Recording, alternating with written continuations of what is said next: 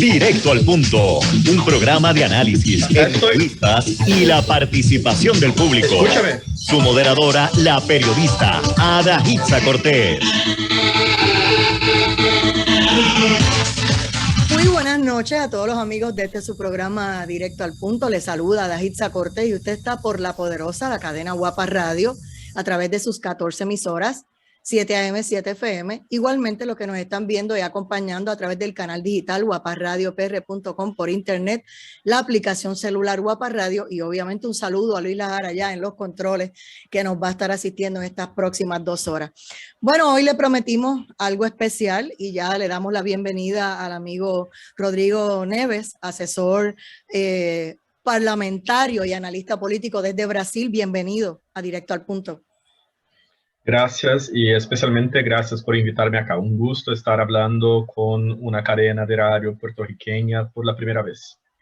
Y nosotros también, que me parece importante escucharlo, porque como le pusimos de titular a esta media hora de la oscuridad de Chile, solo queda la luz de Brasil y obviamente Paraguay, porque en la zona todo ya está prácticamente copado por el socialismo, el comunismo y todo lo que conocemos. Así que vamos a refrescar la memoria a los amigos que el domingo cerca de 15 millones de chilenos, ¿verdad?, estaban ávidos para ir a votar en esta segunda vuelta electoral para escoger al presidente de la nación suramericana, y finalmente el candidato de la izquierda, Gabriel Boric, prevaleció frente al derechista José Antonio Kast, ganador de la primera vuelta por un estrecho margen, y se convirtió en la nueva cara de la izquierda en América Latina. Así que, como Brasil es lo que queda, me gustaría una reacción de lo que piensan ustedes que ocurrió en Chile. Adelante.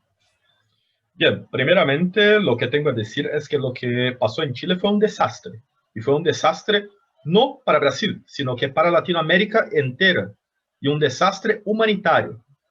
Al vencer esta elección, básicamente lo que logró la izquierda en Chile es colapsar a uno de los países que tenía más estabilidad, que tenía más desarrollo y más avance económico y social en Latinoamérica.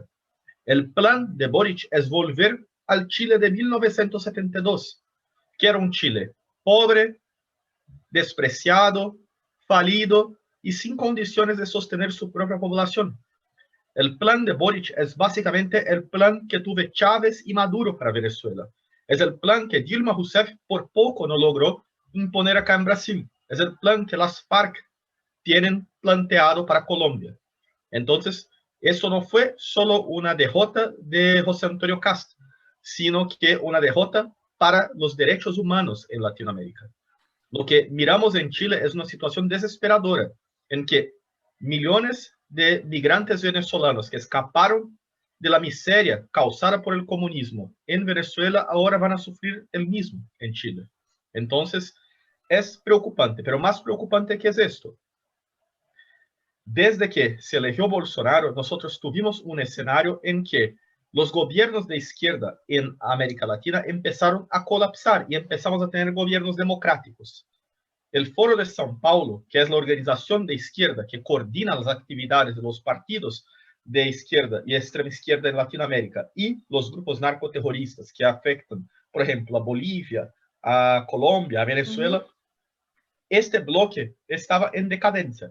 Pero ahora con el regreso de la extrema izquierda chilena al poder, ellos van a poder utilizar la plata del pueblo chileno para volver a patrocinar al terrorismo, a la violencia y a las actitudes y posiciones extremistas de izquierda en Latinoamérica. Es una pérdida para todo el continente. Aquí yo estaba viendo cuando yo dije, bueno, suerte Chile, la van a necesitar, y es que Gabriel Boric, a él le pidieron que fuera candidato presidencial y cuando originalmente se lo dijeron, él se negó. Entonces yo lo tengo aquí y lo cito: no está dentro de mis intereses, falta muchísima experiencia, muchísimo por aprender de conocimiento del Estado, le dijo a sus compañeros del Frente Amplio, ¿verdad?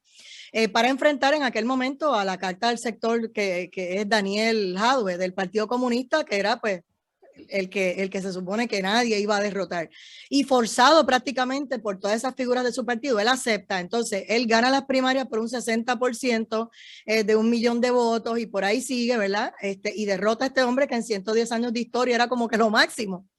Y entonces ahora pues representando a una izquierda que no vivió los horrores de la dictadura de Augusto Pinochet. Y todo por, supuestamente, entre comillas, el aumento del transporte colectivo, pero ya sabemos que era más que eso, lo que estamos viendo. Usaron la excusa de que era el transporte colectivo. Adelante, Rodrigo Neves. Mira, esto es necesario decir. No hace sentido ningún la narrativa y el discurso de extrema izquierda, porque empezaron las protestas masivas en contra de la democracia en Chile, en contra de la libertad en Chile, alegando que eran en contra del aumento del transporte público y que defendían a un transporte público gratuito y de calidad. ¿Y qué hicieron? La primera acción de ellos fue incendiar a estaciones de metro en Santiago. Fue a literalmente destruir más de una estación de metro en la ciudad y crear un tremendo caos. Así fue. La izquierda empezó con una mentira. Empezó con la mentira de que estaban luchando por transporte público de calidad. Y en lo mismo día en que empezaron con la mentira, ya destruyeron a estaciones de metro, incendiaron a micros. Ahora, recientemente, 2 días antes de la elección de Boric, tuvimos una persona de su comando de campaña diciendo que no, que era muy importante incendiar a micros, que era muy importante este tipo de actitud revolucionaria, pues creaba en la población una mentalidad de lucha revolucionaria. La izquierda en Chile es un caso aparte, porque es una izquierda que se dice democrática, porque lograron elegir bajo una particularidad a un candidato presidencial en los años 70, pero lograron elegir no con mayoría, eligieron con 0.1% a más, teniendo algo como 30% de los votos, y después de electos quedaronse en el gobierno con una tiranía. Muchos critican a Pinochet y a la Junta Militar por tener practicado lo que hicieron en el 11 de septiembre de 1973. Pero la dictadura en Chile no empezó en 11 de septiembre de 1973. Chile ya era una dictadura bajo Allende, ya era una tiranía en que el parlamento no era respetado por el presidente y en que básicamente habrían grupos armados de extrema izquierda asesinando a campesinos, asesinando a moradores de ciudades rurales y de regiones. Entonces, la izquierda chilena es particularmente mala. ¿Y qué se espera ahora? Porque sabes que van a ir contra, bueno, llevan rato contra Brasil y contra Paraguay. Ustedes están como que lo que queda. Ciertamente, pero gracias a Dios, Brasil tiene una capacidad que es única por su tamaño y por el facto de que nosotros somos el único país luso-americano. Hay Iberoamérica, hay la Angloamérica y bien, solo hay una Lusoamérica que somos nosotros. Entonces, tenemos un cierto aislamiento del restante de Latinoamérica en general. No tenemos tanto contacto cuanto, por ejemplo, Puerto Rico o como Perú o Argentina. Los actos entre los países hispanohablantes acostumbran influir mucho más que los actos de los países hispanohablantes a Brasil. Sin embargo, nosotros estamos a víspera de una elección. El próximo año, en octubre, los brasileños van a salir a las calles a votar y decidir si quieren seguir con el camino de libertad, con el camino de desarrollo económico, con el camino de derechos humanos básicos asegurados, que fue el camino de Bolsonaro, o si vamos a volver a un proyecto de venezuelización de Brasil. Actualmente, las encuestas ponen Bolsonaro en primer lugar. Acá en Brasil hay 2 tipos de encuestas. Las encuestas que son de baja credibilidad, y estas usted lo percibe porque siempre tienen un margen de error superior a 7-8%, y estas son las encuestas que dicen, por ejemplo, que nuestro expresidente, encarcelado, Lula, va a elegirse en primera vuelta con 54%, pero es una ficción porque el rechazo a Lula en Brasil supera a los 70%.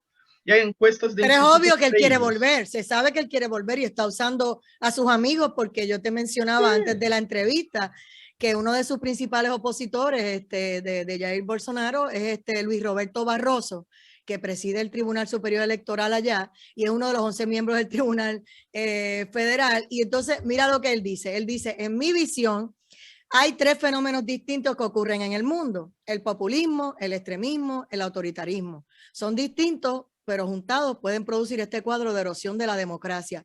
Es un fenómeno mundial que se ha manifestado en democracias estables como Estados Unidos y la británica, Y también tiene repercusiones en Brasil. Ahí es que voy para que tú me reacciones. Dice, lo diferente de los países es que él habla de en Brasil, las instituciones, obviamente el tribunal, ellos, lograron establecer límites al ejercicio abusivo del poder, no sin coste y no sin desgaste. O sea que Bolsonaro, que está defendiendo las libertades y la democracia, es abusivo y es contra el que tienen ellos que batallar.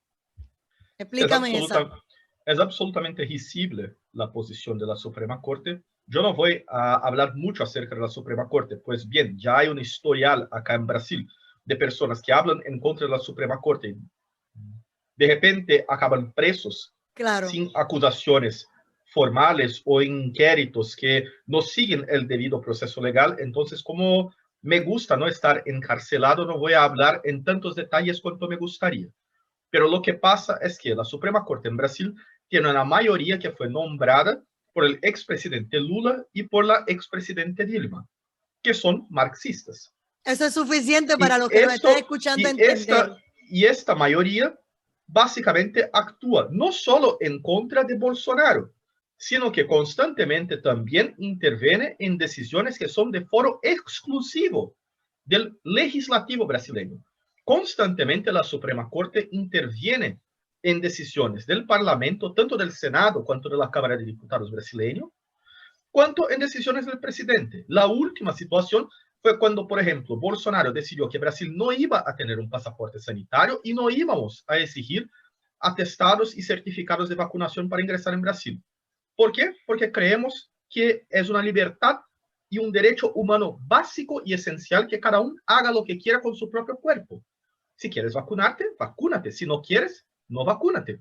Incluso porque es un producto que aún no se sabe las reacciones de largo plazo. No se tiene estudios de largo plazo porque no se pasó en largo plazo.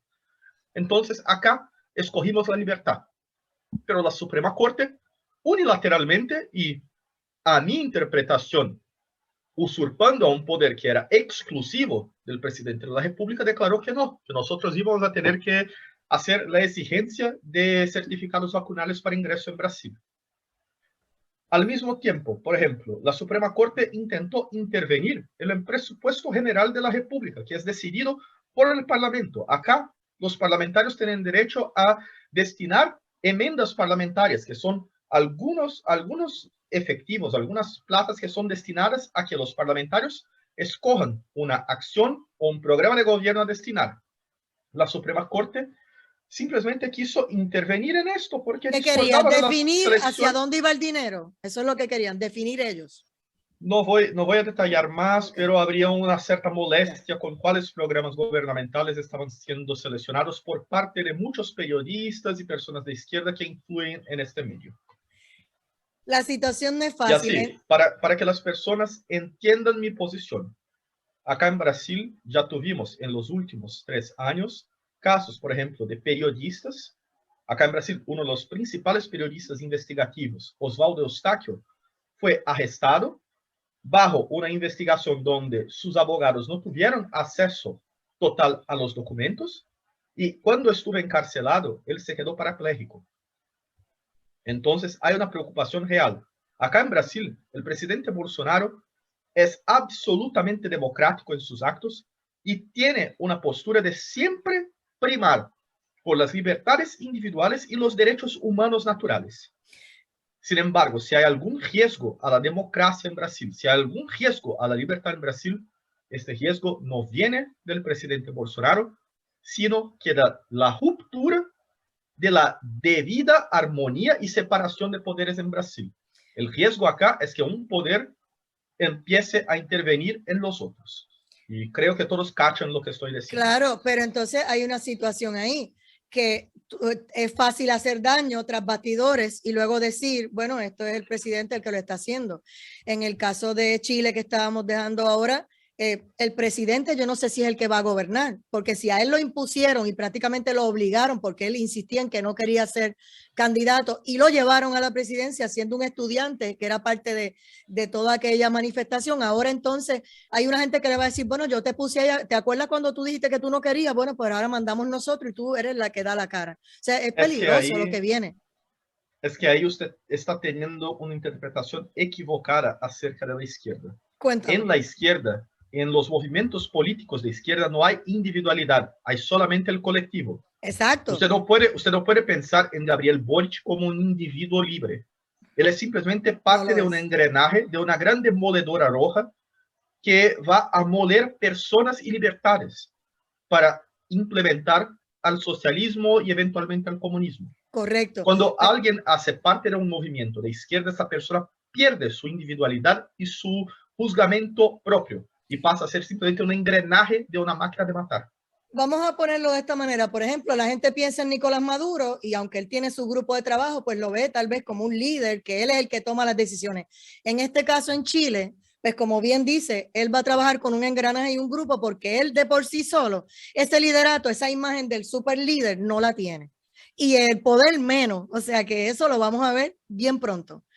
Entonces, ¿cómo va a ser Brasil para trabajar y asegurarse su libertad? Porque tienen una lucha y un combate feroz, porque están metiéndose allí. Y como en otras ciudades, sabes que van gente de... Aquí vinieron, cuando hicieron unas manifestaciones aquí, vinieron de Venezuela, vinieron de otros sitios pagados y estaban aquí, nosotros los vimos caminando por nuestras calles. Asimismo van a ir a Brasil y van a ir a donde sea que tengan que ir. A Estados Unidos ya llegaron también. Bien, el próximo año, como yo he dicho, es decisivo para Brasil. ¿Y por qué decisivo? No es solo por razón de las elecciones presidenciales. Actualmente Bolsonaro está liderando las encuestas serias en Brasil, como dice, hay encuestas serias y encuestas sin credibilidad. Por ejemplo, Datafolha, que es una de las encuestas más comunes acá en Brasil, es una encuesta que ya tuvo margen de error de 500%, al decir, por ejemplo, que habrían solo 200.000 personas en la calle Paulista en la mayor protesta masiva popular de Brasil, cuando habría contagio de personas por la policía de Brasil con 1 millón de personas. Entonces es prácticamente un chiste. Pero hay otras encuestadoras serias, como Brasmarket. Y Brasmarket pone Bolsonaro en primer lugar en las encuestas y ganando tanto en la región nordeste, cuanto sur, cuanto sudeste.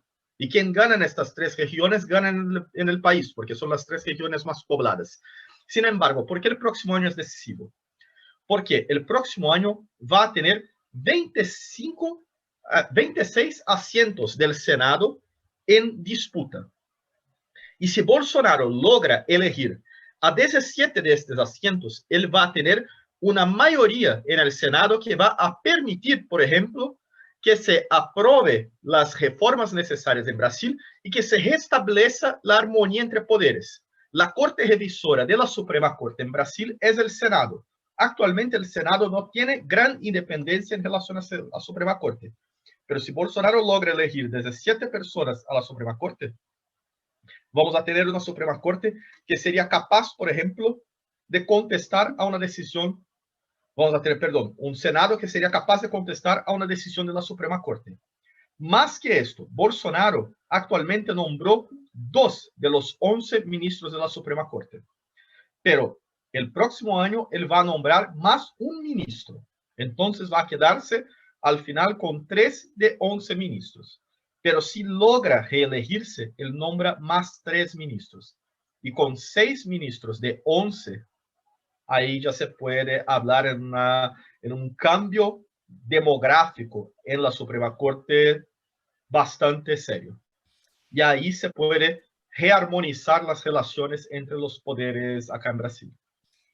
Cuando yo traigo estos temas a Puerto Rico es para que la gente entienda que no somos, ¿verdad?, solamente una isla de 100 por 35, que el mundo en Latinoamérica y en Estados Unidos hay que estar bien atentos a todas estas cosas. Y cuando tú ves cómo es que este socialismo se ha ido metiendo y este totalitarismo, ¿verdad?, que empezó en Cuba y todo eso, y Venezuela, es bueno que le diga a la gente para que estén despiertos de cómo es que ustedes cuando empezaron a ver esa semilla en Brasil la detuvieron. Y yo recuerdo ver esas manifestaciones de las que hablan de más de 1 millón de personas. Y también recuerdo ver a su equipo de trabajo y a Bolsonaro comiendo pizza en Nueva York, porque en la ONU no podía entrar y en los restaurantes, en algunos sitios él no podía entrar y entonces él sencillamente se fue, compraron una pizza con todo su equipo de trabajo a comer en la calle, literalmente, pero no se doblegaron ante las reglas en ese momento que estaba establecido en Nueva York, de que tenías que enseñar la vacuna, las tarjetas, etcétera, etcétera. Así que me gustaría ese mensaje tuyo de cuando empecemos a ver este tipo de cosas, que las estamos viendo, que no quiero entrar en detalle, pero que cuando la gente te escuche, porque sí las estamos viendo aquí en Puerto Rico. No nos hagamos los tontos. Sí, yo sé. Yo sé, incluso estaba escuchando la radio de ustedes y lamento muchísimo lo que pasó el señor Francisco Moret y Soloel Smith. Fueron víctimas de básicamente una actitud autoritaria. Ningún gobierno puede obligar a alguien a poner cualquier medicación en su propio cuerpo. El cuerpo humano es la propiedad privada básica que todos tenemos y que nunca puede ser quitada. Más que esto, es un derecho humano básico, esencial, escoger que puede o no ingresar en tu propio cuerpo. Entonces, lamento esto que ocurrió. Y cuanto a Brasil, yo digo, el presidente Bolsonaro es un hombre absolutamente comprometido con la libertad. Y acá en Brasil seguiremos luchando, independiente de que pase en nuestros países vecinos, independiente de lo que pase en el restante del mundo. Acá lucharemos por la libertad hasta el último minuto, hasta la última consecuencia. Nuestro sueño para un Brasil es un Brasil libre, es un Brasil que efectivamente pueda superar a los problemas que actualmente gran parte del mundo vive, que son la sobrepresencia del gobierno arriba de la vida y de la individualidad de las personas. En los minutos que nos quedan, no me queda mucho, el tema del ambiente, que estaban preocupados cuando empezaron a ver ciertas áreas deforestándose en Brasil y culpaban ¿verdad? a Bolsonaro de que lo estaba permitiendo. Y en cuanto a la situación económica, ¿cómo ves la estabilidad de tu país? Yo sé que no nos queda mucho, pero alguito nos queda. Mira, cuanto a esto voy a decir claramente, nadie afuera de Brasil puede criticar a Brasil por su manejo ambiental, porque hoy Brasil es el país del mundo que más tiene florestas protegidas, que más tiene reservas ambientales. Nuestras reservas ambientales superan en tamaño a Francia.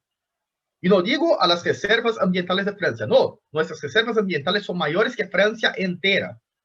Más que esto, Brasil proporcionalmente conserva una cantidad de su territorio extremadamente alta. Más de la mitad del territorio brasileño es de área de reserva ambiental protegida.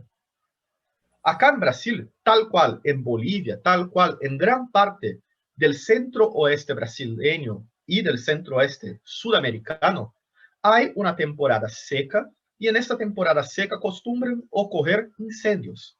Cuando hablan, por ejemplo, que tuve incendios en Amazonia. ¿Cuál Amazonia? Porque hay dos Amazonias. Hay el bioma ambiental amazónico y hay la Amazonia legal. La Amazonia legal en Brasil es un territorio que traspasa al bioma amazónico y avanza también al cerrado. El cerrado brasileño es un bioma seco, similar, por ejemplo, a un semiárido.